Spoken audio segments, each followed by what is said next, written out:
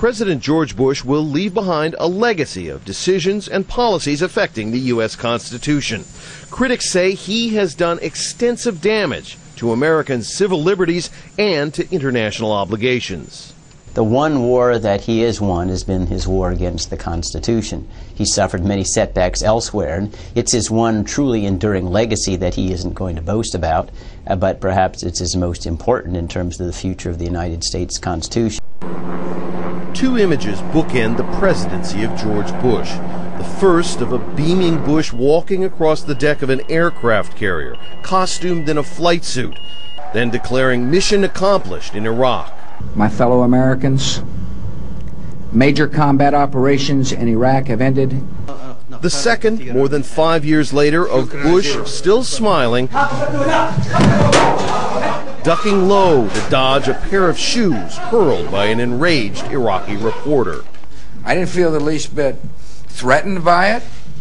In between those two images lies a vast gulf of tragedy, hubris, and squandered opportunities.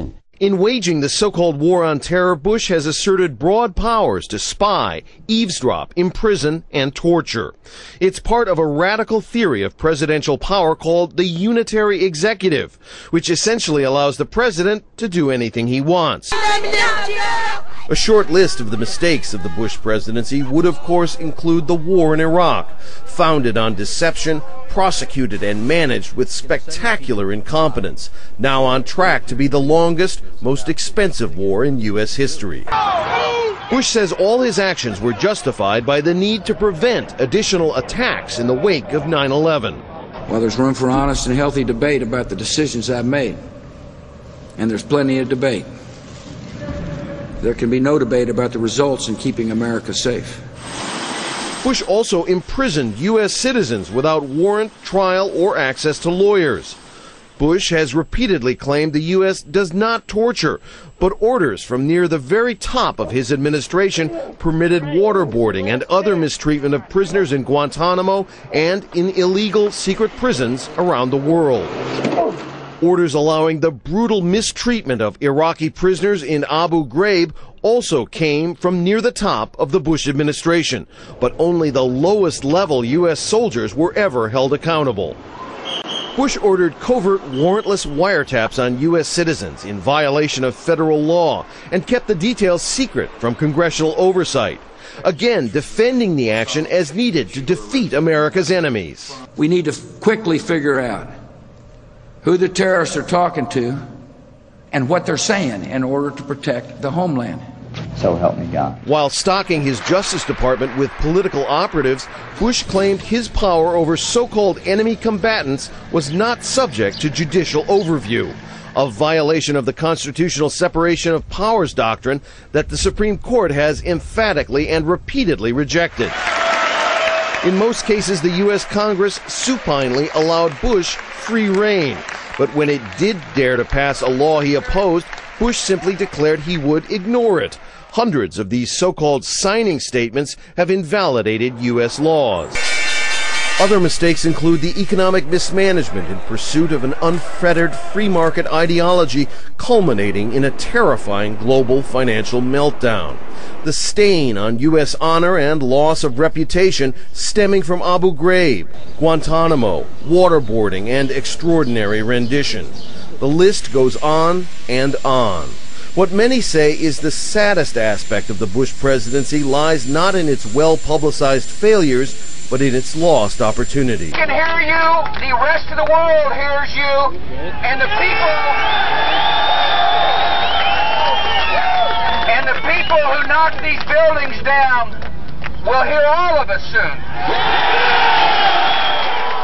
Immediately after September 11th, Bush led a nation and a world eager to find a solution to long-standing conflicts, but that opportunity was squandered.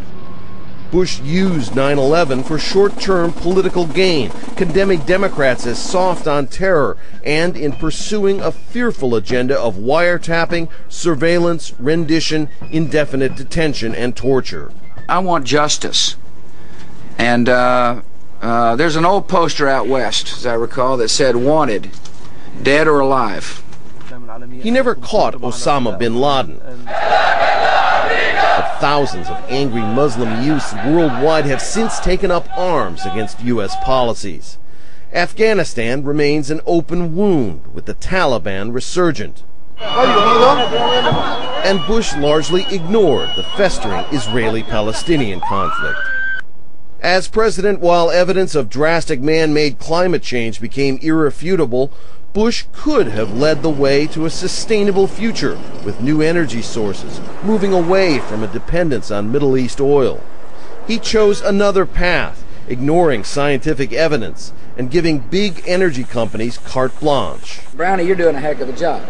The disaster of Hurricane Katrina could have, in the hands of a different president, been a powerful lever to address disparities of race and income, inject new life into old cities, and revive the crumbling U.S. infrastructure. But former administration insiders paint a picture of a president operating in a small, hermetically sealed world populated by fawning yes-men. I'm the decider, and I decide what is best and what's best. Bush has seemed unwilling to rethink or reconsider most of his ideas. A survey of 109 historians earlier this year found 98% consider Bush's presidency a failure. 61% believe his presidency is the worst in American history. Bush's legacy will be debated for decades, and properly so. The passage of time is needed for a measured assessment.